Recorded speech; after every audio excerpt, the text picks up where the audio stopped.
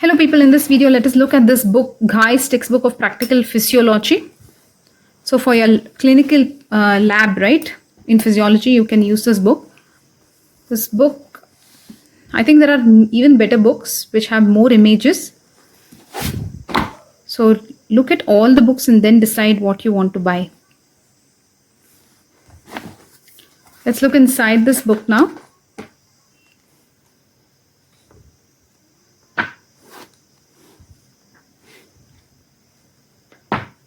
See, there are questions and answers, which is really nice. It will save time. You can read faster. Question answer type Viva questions, right?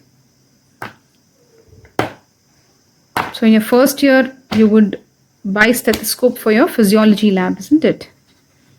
This book has a lot of theory, I feel, and it is having way too much content, right? Could have had some more colorful images, is what I feel. Let's look at this book here and there. Look at the contents: hematology, all the RBC count, WBC count, DLC, all that you will do. Then respiratory, you will do this pulmonary function test and all how you should do, check all that you should know. Cardiovascular, ECG, etc. you should know. Not everything they will make you do, only they will tell you the theory of these. Most of them are just demonstration. Special sensations, taste, etc. Smell and all that.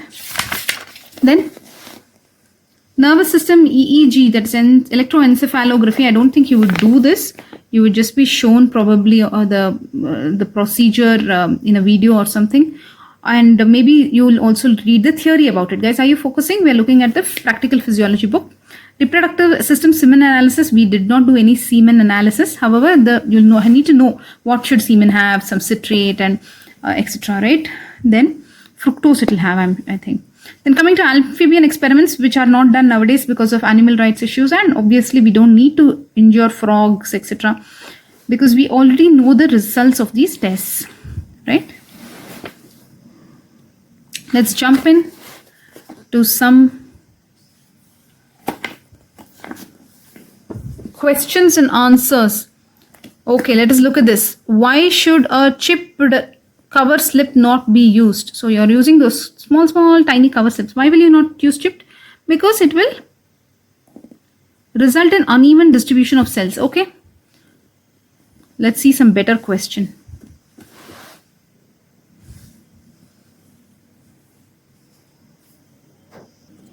What is the lifespan and fate of red cells? Red cells, they live only for 120 days. Okay, that is 3 months, you can say. Correct? No, it's around 4 months actually. 120 days you remember, okay? That much you remember. And then it will go to the spleen and the spleen will destroy it. So it is coming from the bone marrow. Who's making the RBC? Bone marrow. Bone marrow to spleen. That's its life journey. And in middle it will be traveling the whole of your body.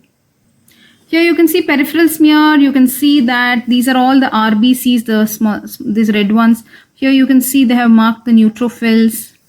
Then this one is a large lymphocyte, this is a small lymphocyte, this is a basophil where you cannot see the nucleus because of all the granulations. This is the monocyte.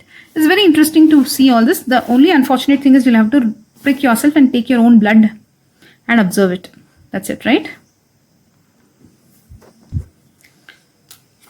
They have told how to count, right? In the Newbar's chamber.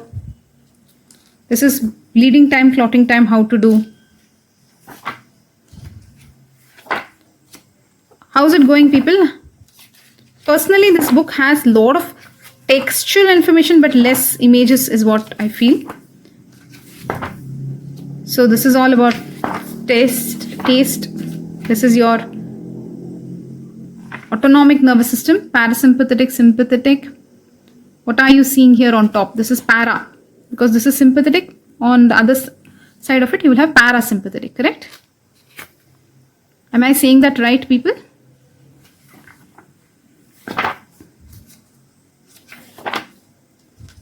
Examination of heart, guys. Focus here. Are you able to hear? Focus. This is apex beat. You will find where will you fix them? Where will you see the apex beat? All that you should say. Fifth intercostal space, right? You have to say this. All this you should know very well. The apex beat is located 8 to 10 centimeter from the mid-sternal line in the left fifth intercostal space. Okay. Here they have shown parasternal heave. So this is the sternum. So para around it. Parasternal heave. Okay, how to check? Just look at which hand they are using, which side. Looks like the left hand ulnar side, right? Accommodation reflex, guys. Conjunctival reflex they are showing here. And this is the pathway also. You should know the pathway.